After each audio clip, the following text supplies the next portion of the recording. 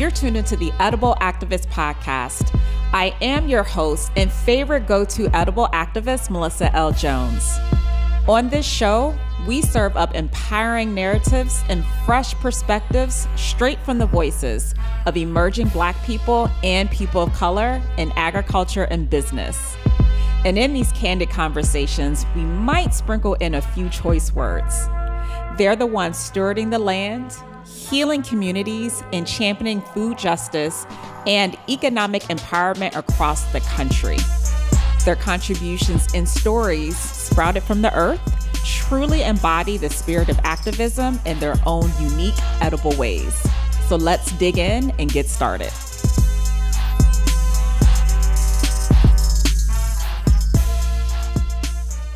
Peace and welcome to the Edible Activist Podcast. I am your host and favorite edible activist, Melissa L. Jones. I am excited because I have a very special guest in studio with me today. Her name is Monica Newman, farmer Monica Newman, who is a Navy veteran. Thank you for your service. A seed farmer, the co-owner and founder of the former Seeded Farm.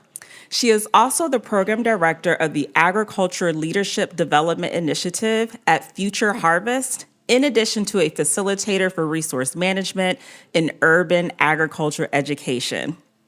She's also a network connector, indeed she is, and what she likes to call herself an agricultural activist. I so love it. Welcome to the show, Monica. Thank you for having me. I'm so excited. So I have to state how we met because it just makes me excited to kind of like go back memory lane. And it has not been that long ago, right? We're in 2024.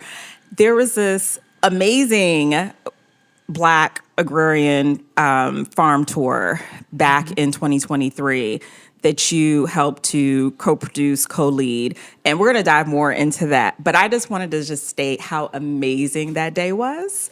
And that's when I first learned about you, right? And then fast forward, like what, a month or a few weeks later? No, that same weekend. Yes, the very next day. Yeah, no, I'm getting this wrong. The dinner. Yep, that was Saturday. Filani's dinner, y'all. Charge my head, not my heart. Okay, Filani, who some of y'all know affectionately as my cousin, a bird's nest box. She did this amazing farm to table dinner. Beautiful, exquisite. That's where I met you. We didn't talk too much, but I learned a bit about you, and I was just like, I need to learn Monica just a bit more. Yeah. The next day was the farm tour. Very next day. Yep. Adventurous, and it was a beautiful weekend. So fast forward, I'm excited to have you here in the studio. Thank that you. The audience, and also mainly for myself, because I'm a bit selfish. I love to talk to people, so I can learn more about your journey into farming, and I'm excited to dive in. Absolutely. Thank you. Yes, this is gonna be fun. So, I want to learn more a bit about your farming origin story.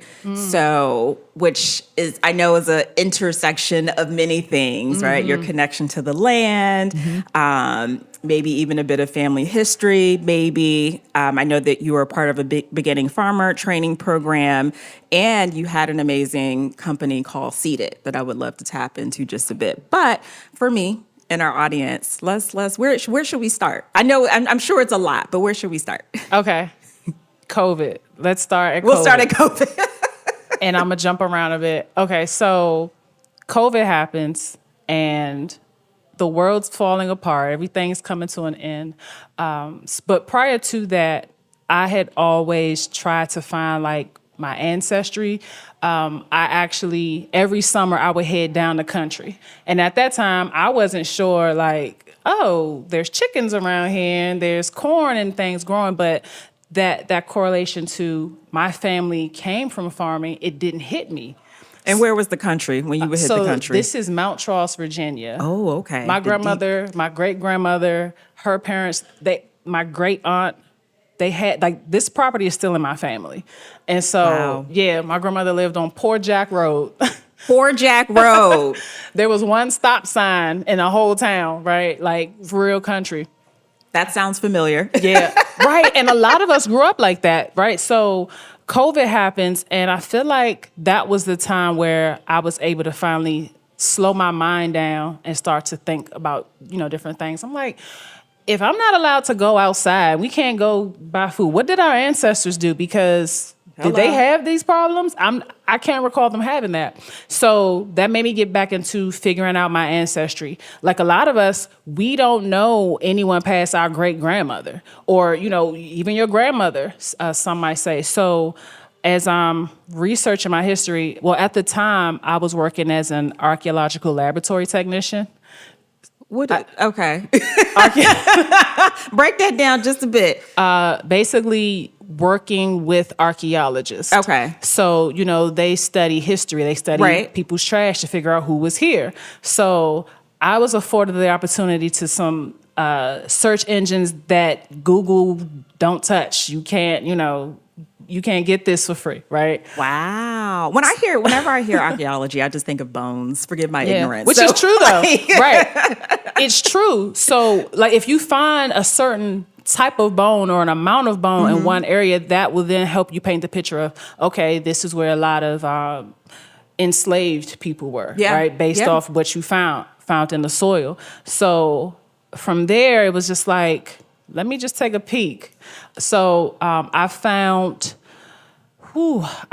my great grandmother on both my great grandmother, my paternal and maternal side. So my great grandmother, Maisie Loving Braddock, actually lived in Loving, Virginia, right? Like she was still alive when I was a child, but I didn't have the verbiage or, the thoughts that I have now to ask the certain questions that I would have asked back then. So I found out, she was from the West Indies. She was on the 13th census document for the United States of America, right? She was classified as not Black, not African American, but slaves and Indians and other slaves is what it said. And so, like I was saying, with working as an archaeological laboratory technician, I'm finding out that, every state park was an Indian burial ground. Yeah. Oh, wow, this is interesting. So I'm going on this journey. I'm farming. It kind of felt like everything just meshed together. And prior to this, we were talking about Sean, right? Yes. So, I jumped too far. Okay. You're good. COVID happens. I'm working as an archaeological lab tech.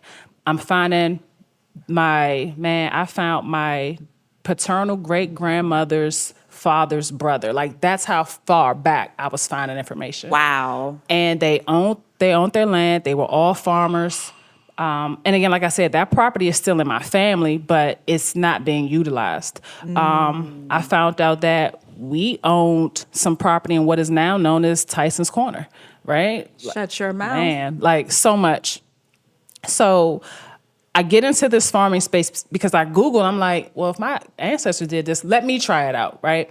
But I began in the backyard. So I was backyard gardening, trying to grow like peppers. I was growing, flowers, tomatoes, anything I could and I don't know what, but some switch kicked in and I was like, this is it, right? I was so far removed from that because I could remember before that happened and feeling like, oh, that's slave work, right? That, farming had such a bad stereotype. It was ridiculous.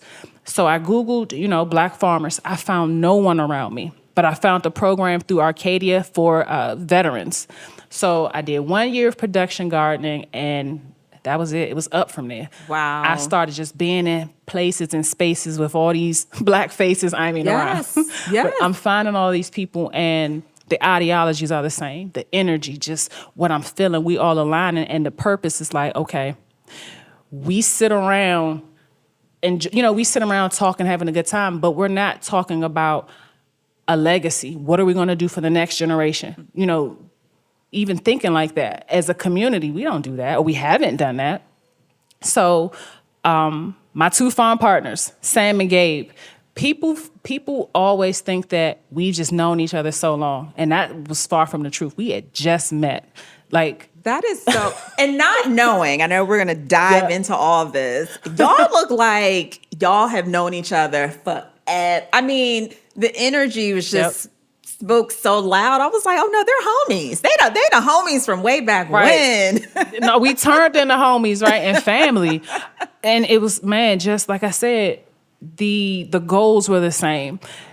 Gabe actually found me on Instagram because I had started my Monica farm life. I'm like, let me just document this. I'm not sure where it's going to go, but I just felt like it was like a calling. Like there's an energy that we all are tapping into, and agriculture was definitely it. Wow. And this is, you were in Virginia at the time. Where were you when the light bulb went off and you were working as the lab tech? Where were you? So I was living at that time in Waldorf. Okay, you were in Waldorf. Still, Okay. Charles County, Southern Maryland. Okay. When the light kicked on, yes, I was backyard working at Arcadia. I'm like, man, I could do this. But again, Arcadia is a predominantly white-led organization. So besides me, there was one other Black person. And not only that, this was enslaved land. Enslaved folks worked this land. So this was George Washington's farm that he left to his step-granddaughter, Nellie Custis. Wow. So, I don't know that I ever knew that. yeah. A lot of people don't. I did not know that. Right. And here's another piece to that. So on the opposite side of that farm, there was a smaller farm that they called Doge Farm, which the Doge Indians farmed on this property. Right. Whoa. Right. That part. So Gabe finds me on Instagram and she's like, hey, I think what you're doing is really cool. I would like to get out there, and, meet you. I would like to, farm beside you. She's like, well, what a lot of people don't know, Gabe is younger, but she's a microbiologist and she traveled to Africa, right? She's a, Fulbright scholar, like brilliant. She's a scientist. Yes, brilliant. And like I said, that was our first meeting. She came and she volunteered. And I'm like, yeah, I want you to, meet someone else because everything about her, her energy, just her presence, the knowledge, right? It's there. And again, I'm just like, wow, I want to work with this girl. Like, she's badass. I'm sorry if I'm cursing. No, you can. But I met Sam through Arcadia's fellowship. Sam is also a veteran. And like I said, just in conversation with him, it felt a lot like me talking to Gabe. So I'm like, I want you to meet someone. And so the three of us got together. I know Sam was blown away. Again, it was just magic and it felt right. The stars aligned, the synergy was there. The brilliance was there, the brains, the knowledge, and each of you, brought something different to the table. Yeah. That's wonderful. For sure. Yeah. Like, that's just how it was. It was like there were really no, we didn't sit down and really hash out roles and responsibilities. We just kind of fell into it. So we said, hey, would y'all like to, it was like, let's farm together. What do y'all want to do? What do you, and we would actually get together. We would create vision boards together. We would just talk because, again, it was wanting to understand where we came from. That was kind of the premise of it because Sam found out his family lived in the woods. Well, they escaped. This was during the Holocaust. His family escaped to the woods in France, and they lived off of coleslaw. Cabbage. They turned into coleslaw that then turned into kimchi, right? Like all these different things that you're not even... How are you surviving living in the woods? And not the same, but a similar story with Gabe, where her family comes from, Louisiana, and she would bring her grandma out to the farm. And then as for me, it was like, I knew both sides of my family were from here. So that prompted the conversation of, if we could grow heirloom seeds that represented each one of us, what would you grow? Oh, that's deep. That's deep. Yeah. So Monica, y'all can't see, Monica came bearing gifts. And one of the gifts she gave me was a beautiful T-shirt from their former company, Seated. And she gave me some heirlooms, some Alabama Red okra, which I don't know if you know this, Okra is my absolute favorite. Good. It is, I can eat it raw. And if whoever listens to the show all the time, I say that raw, fried, baked, sauteed, what have you. Thank you. You're My most mom is welcome. from Alabama too. Hey, there it is. So when you said that one stop sign, that's her city. Yep. One stop sign, man. Whoa. But good times. So seeded happened, and this Yes. was just naturally. It sounds like again, the synergy was there. You all had a vision that aligned. You were all on this journey to unearthing family history and really wanting to build upon that legacy. And so, but each coming with different unique skill sets. I'm just still blown away by how you entered this space. But also, you're a veteran, and thank you for your service. You're worth a Black woman, farmer, veteran. What? Come on, y'all. Show some respect on Monica's name. Hey, salute, right? I appreciate that. So seeded happened. And Yes. also I want to point out that Monica says she is a seed farmer, which I appreciate that. Y'all better eat that food with We seeds. need the seeds, man. Before it's outlawed. You need it Right. Damn. to even learn how to, Yeah. man. And okay. Seeded is born. And this was during COVID 2020, kind of So- post or pre. This was the end of 2022. And I hope I'm not getting my dates wrong. So the end of 2022. The idea was floating around in 21. Like we had met each other. We stayed in contact, just trying to figure out, where do you guys want to farm? What we want to do? But Arcadia has an incubator program, which is only offered to veterans. Or, so it's a veteran program, Yeah. so it's only offered to veterans. Gabe was not a veteran, but me and Sam were. So, we got together. And like I said, it just fell in line. We got our LLC. Everything just happened so quickly or so easily, shall I say. And I wasn't really used to that, right? Something that we talked about before was, if you're ever one of those people who it seems like it's always something going wrong, or you're always getting rejected, it's never approved, it's never this, it's never that, you get used to failure in a sense. Yeah. But nobody teaches you how to accept success or how to, work through that. And I was really struggling with that. That is a message, Monica. That is a message. You're so right. Not to throw us off course. Like, it is, how can you get used to even feeling the feeling of being and having and achieving if you're not used to a thing? And that's something that I'm just struggling with, right? And Same. so, oh my gosh. Yeah, same. Even like right now, it's like, am I good enough to be on someone's show? Am I good enough to be interviewed, asking Girl, these questions? what? What? Don't even. Listen, I don't know this stuff. Y'all do. I said I created this platform. Y'all are you all have the brains. You are a genius in my eyes, and this platform is for y'all. Ashe. I received that message. I received that.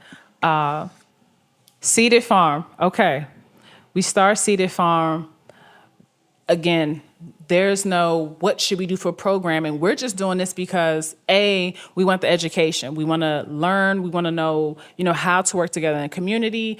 And then it was also the idea of if this COVID or if the world feels like it wants to shut down again, we'll have this community of folks who, want to learn how to grow, want to know how to grow, want to help empower the community. So a lot of people who came to Seed It were people who just heard about us on Instagram, or they came out one time and they're like, wow, I like this vibe.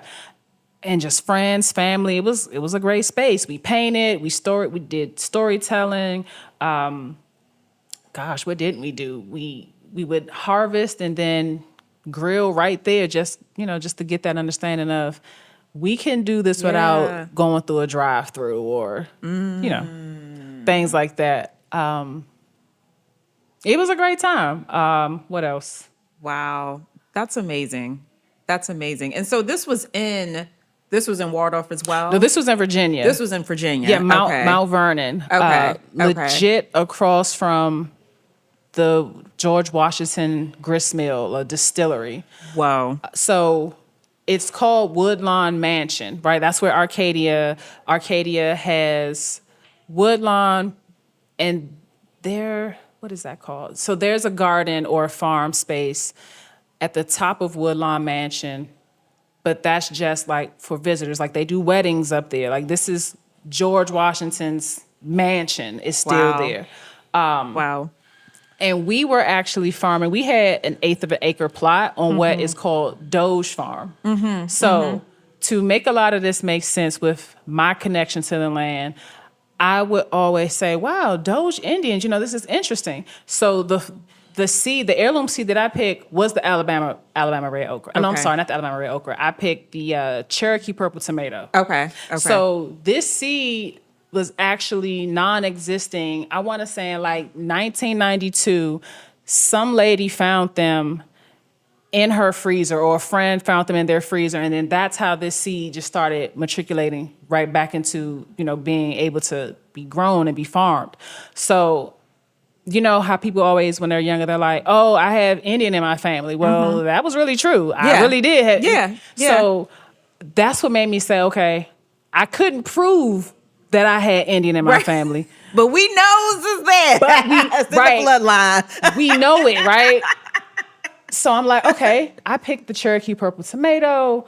Sam picked, I feel like he picked a pole bean, and Gabe picked the Alabama red okra. Okay. Yeah, that was her connection. So we all had one, and then we just kind of grew our crop plan off of what else do we want to eat, or what do we want to see. So the Doge Indians, a good friend and volunteer, Sean, actually came out, right? So at the time, he didn't know my last name was Newman, but he was always telling stories like, oh, Monica, you live down in Southern Maryland. You know the Proctors and this and that. That is Sean for you. Yes. Right. I love him. You know these people? I'm like, Sean, I don't know these people. I know my family's from here. Fast forward, I talked to my great aunt. The Proctors are a inbred Black family, light skin. She's like, those are our cousins. Whose cousins? I'm like, those are our cousins. How? Like, where are these people at? So I get back to researching, and I find out that the Doge Indians were comprised of the surnames, one of them being Newman, Savoy, Butler, and a few other. And I'm just like, wait a minute, what? So I continue to read, and they're like, oh, the Doge Indians were really friendly, this, that. Fast forward, they would be now known as the Piscataway Indians.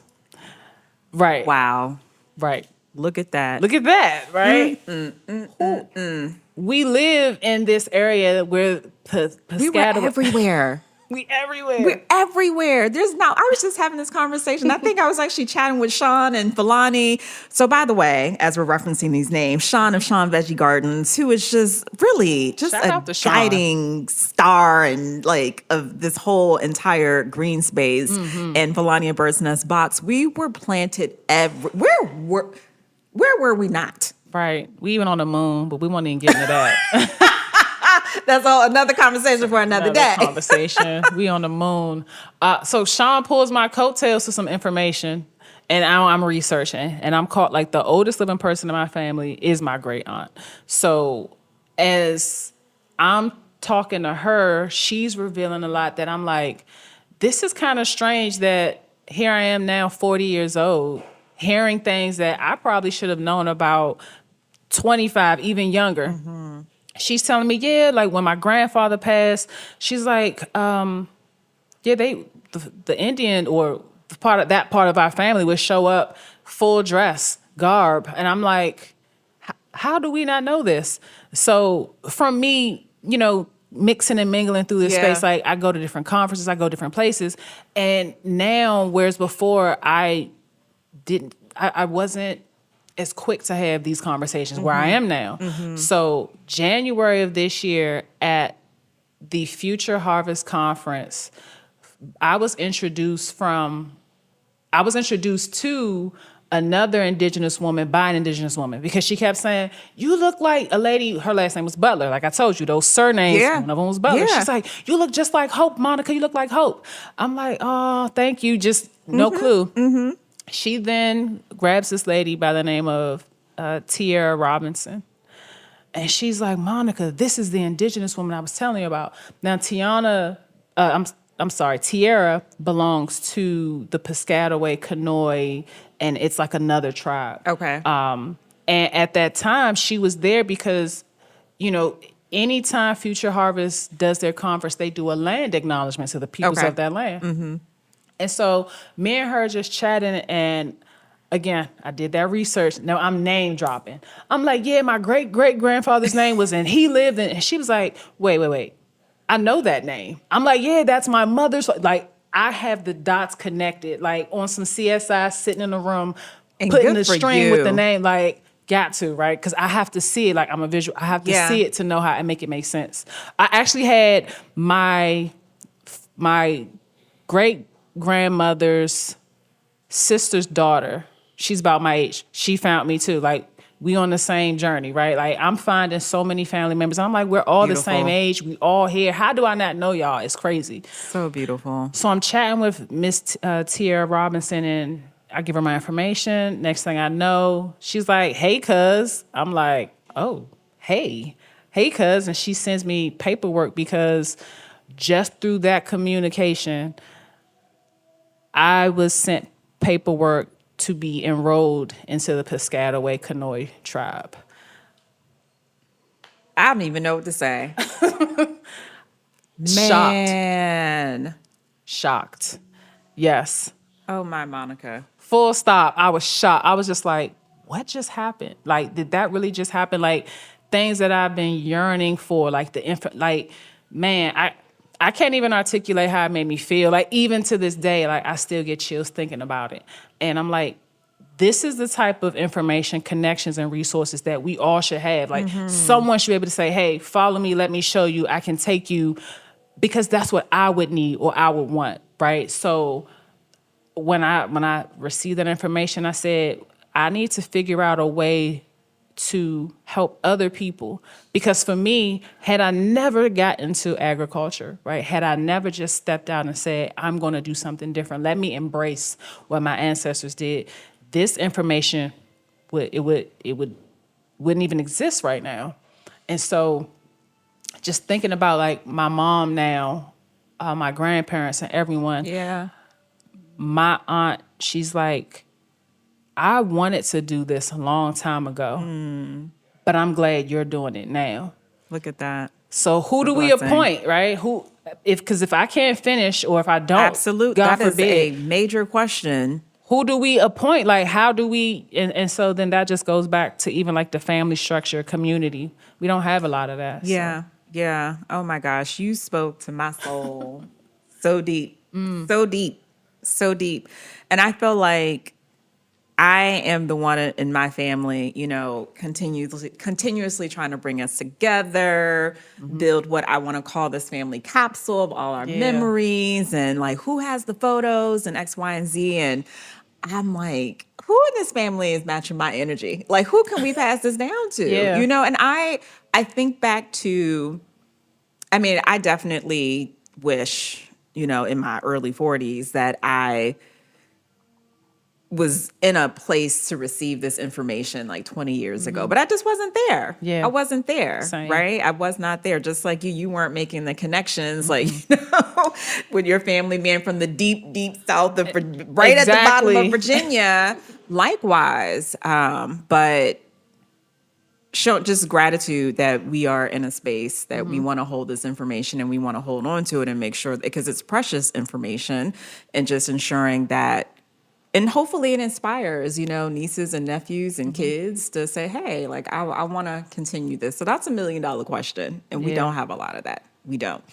don't. For someone listening, we talked about seeds and seeded, and thank you. Your story is so beautiful, Monica. Oh my thank you for gosh. saying It is that. so beautiful. What would you say Why are seeds so important? I mean, you spoke to obviously like the story behind a seed, like the family ties behind a seed. But and then there's obviously the nutritional aspect of seeds and the importance of having seeds in your food. But just for someone who's just like, okay, I'm listening, beautiful story, but like really honing in on the seed. Why seeds? So, and I don't want to mess this up, but stories about our people, like in the diaspora, right? Even when things were as gloom as they were, it was important that wherever you had no clue where you were going. Then you were just snatched and taken, but our people, we braided seeds in our hair, to take with us. And even now, like I said, with the Cherokee purple, the lady who, and man, forgive me for not having all the information, but to have these seeds just stored away, that just shows how easily they can just, be gone. Even with these big companies, Monsanto, Bayer, they're making it now where in order for your seeds to even grow, you have to use a chemical, their product. We don't really know what's in these things. So for us, if you can grow your own food, you can print your own money because I'm feeding myself, I'm feeding my family, feeding my community. That's why we felt seeds were important. Like, that's freedom for us, right? I can grow my own food. I know how to grow, and that's something that you can pass down. I don't have to give you a textbook to memorize these names of these people and these dates. But if I show you with your hands, my hands, we're here together, this is what you need. A little sunlight, a little love. Like we always said that the farm is running off good energy down here. So, that's what our ancestors did. They tilled the soil with their hands, right? So why not? That's you. That's us. Put that back in. Seeds, that to me, that will save us. We have our own seeds. We know how to take care of our own soil. Yes, seeds. Hashtag yes, seeds. Hashtag yes, seeds. Yep. Is that really a thing? It is now. It is now. I need a T-shirt that says that too, Monica. Hashtag yes, seeds. Yeah. Monica, let's just dive in just a bit. I know you had mentioned your role with Future Harvest, Arcadia. So at Arcadia, that was my introduction to farming. I did the beginning farmer program. So I actually did Arcadia's internship alongside of doing Future Harvest's beginning farmer training program. Oh, okay. Got it. So I needed both components. I needed to see it and I needed to get the education so that I could make it make sense. Got it. Okay. Excuse me. And I feel like a lot of us, when it comes to farming, that's visual. I can give you a textbook. I'm not that type of learner. But if I read along and now I'm actually out here putting those different, what I learned and actually physically doing the work, it made more sense to me. And I was able to, retain more of the information that way. So with the beginning farmer training program, that's where, like I said, their Future Harvesters Conference, that's where I met a lot of people, like Marcus Robeson, Woodbox Farm, even, Sam and Sean, like everybody. It just started out with everybody's at this conference. Yeah. Like Miss Bonita, I'm with Ujama Seeds, I met everybody that way. And through networking and people feeling like, there was folks who had more faith in my skills than I did, where they're like, hey, there's a job for, a program director. I think you would be great. Like 3 people had called me separately and said that. And I was just like, what are y'all talking about? Like me, It's a sign. Right, And the best way to get a job when someone recommends you. No shade. I'm like, all right, y'all. And this is with Future Harvest, so just to clarify. Yes, this is with Future Harvest.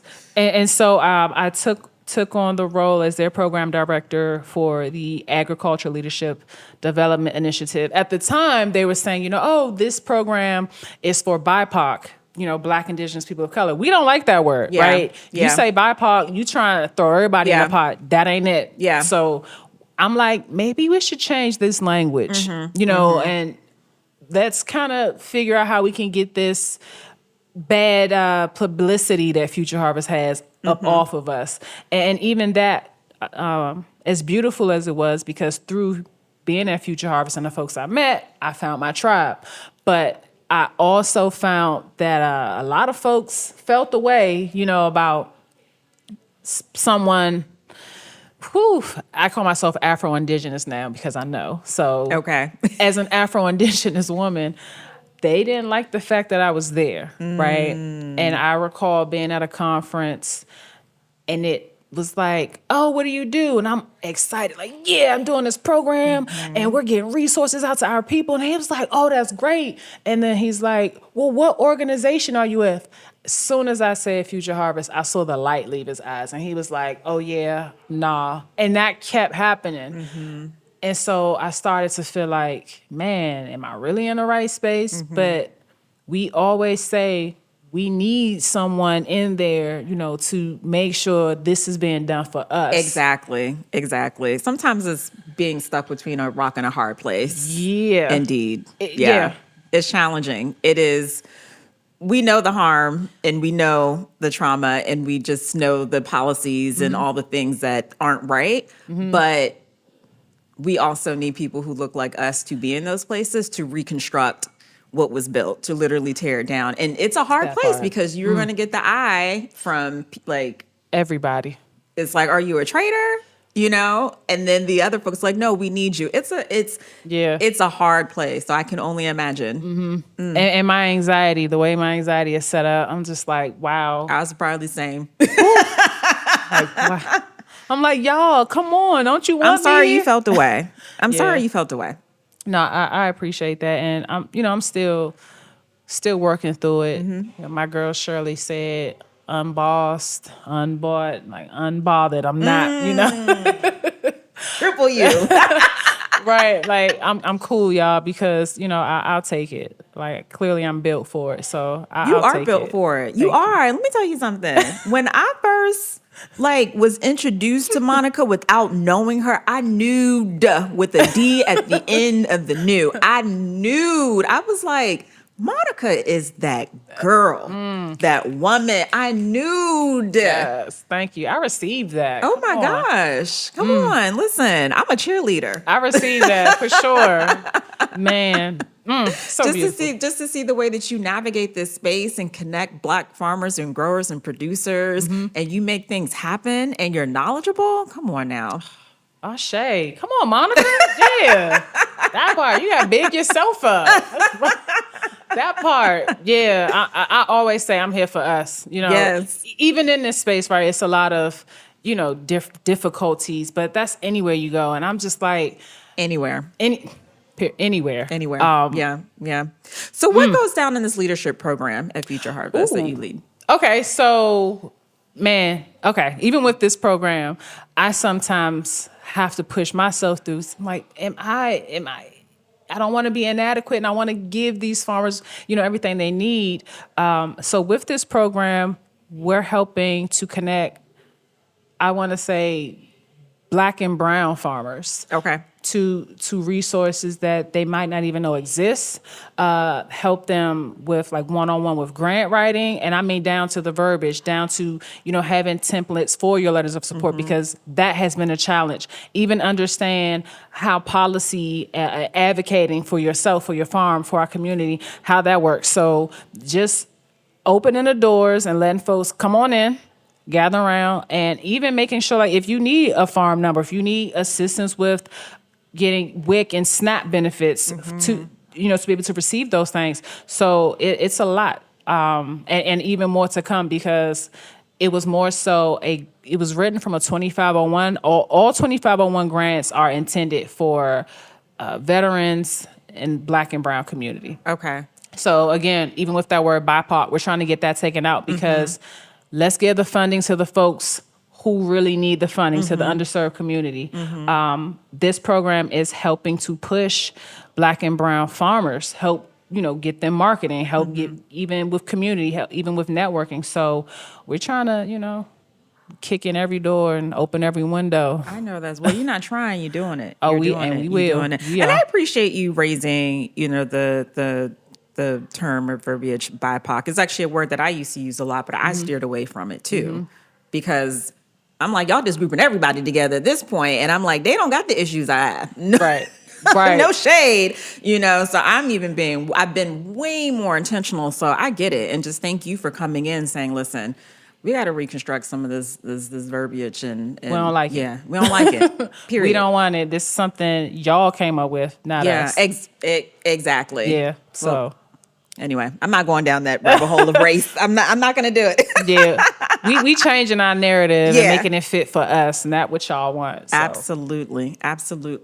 So I mentioned earlier, like my introduction to you was, okay, we were at Filani's, farm to table, just amazing. Oh my gosh, such a beautiful event.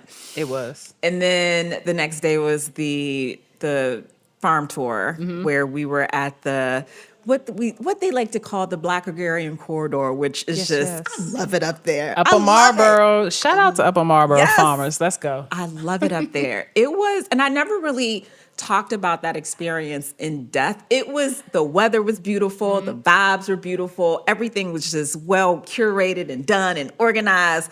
Shout out to y'all, like everybody who was involved, all hands that were involved. So Yes. I just want to paint the picture. Can you paint the picture for the day for folks? Because they missed out. They did. Well, it wasn't for everybody. It really wasn't. I'm glad I got in. Great. I'm glad I know good people, because I swear I RSVP late. But you was there. You was in the building. There. Yeah, you were. So this was actually an event put on. Thelonious Cook is the president of the Mid-Atlantic Black Farmers Caucus, but he's also the board president of Future Harvest. So I work with him on, both sides.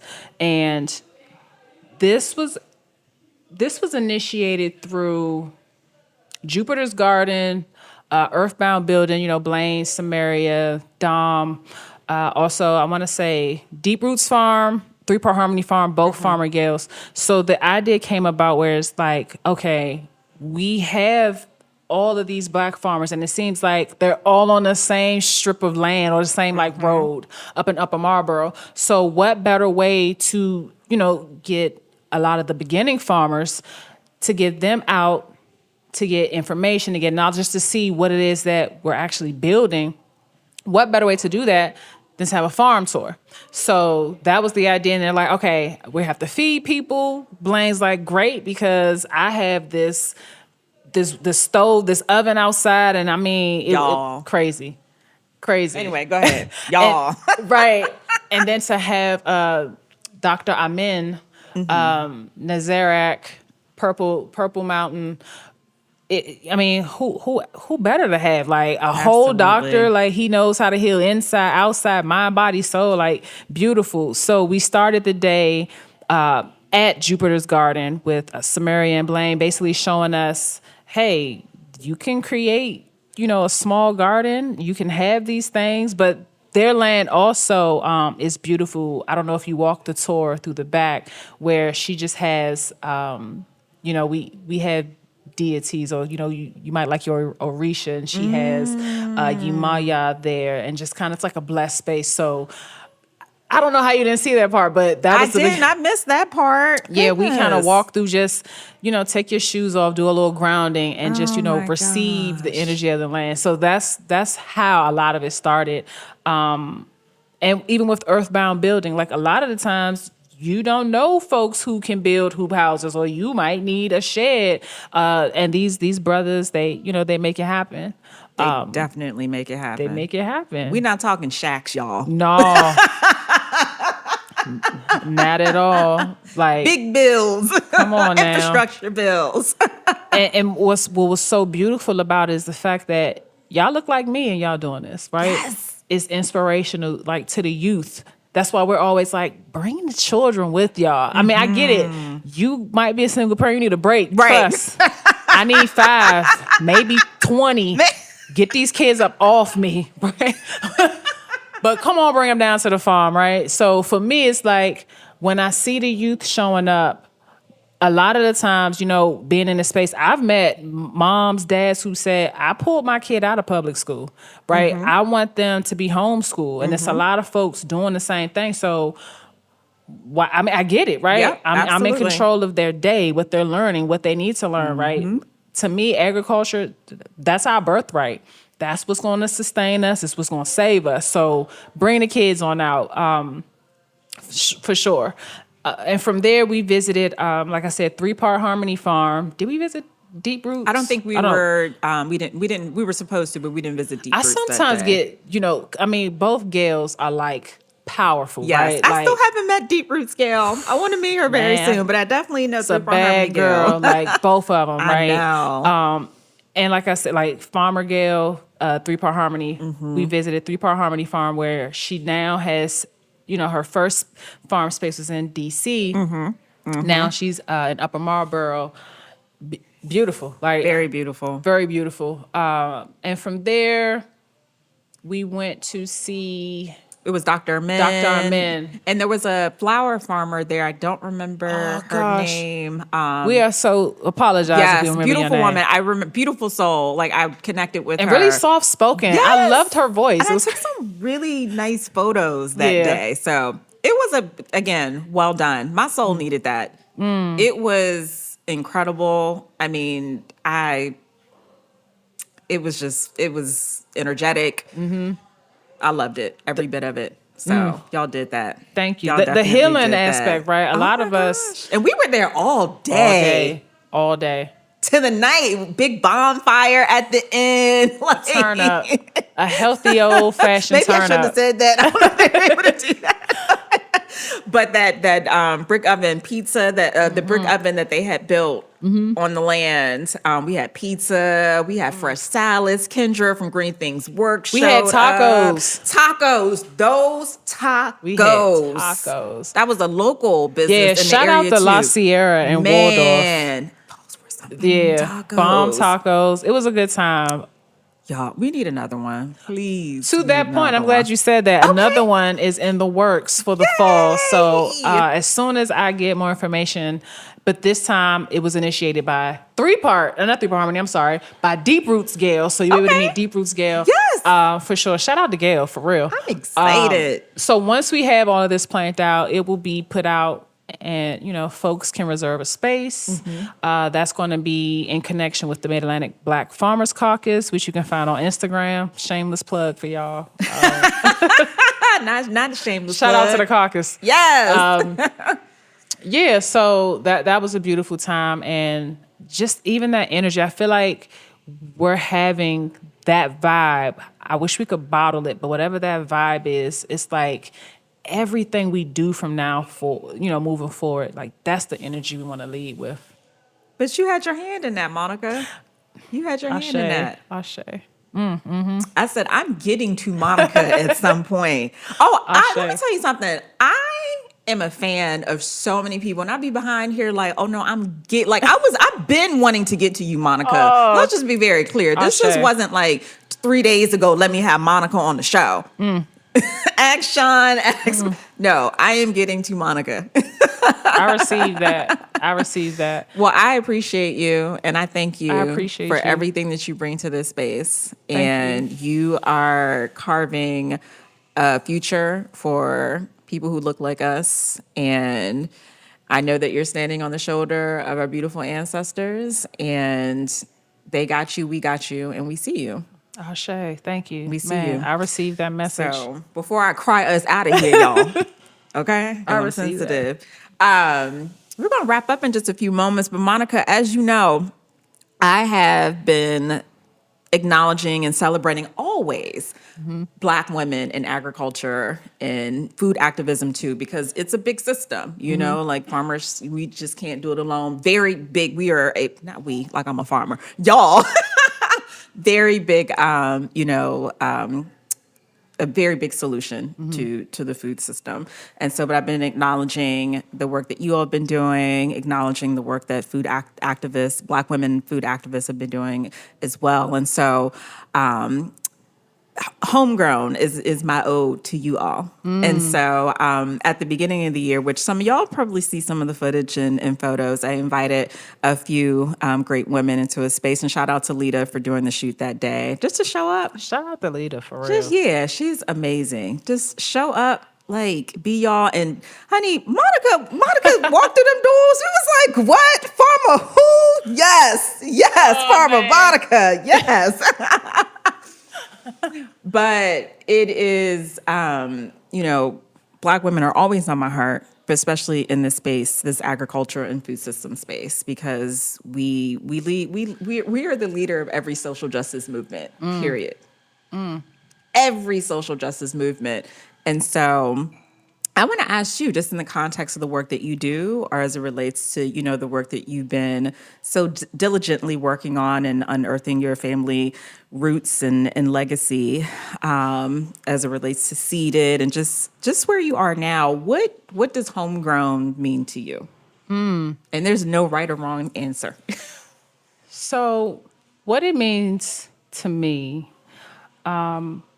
it's more like a energy, honestly, where there's times like for me where, and I'm working on it, right? Healing, doubting myself, but I look at other Black women in this space, Afro-Indigenous, however you are, right? Brown. I look at us and I get inspired, and I say, man, there's times where, like, God, this is too much, or I don't want to do this.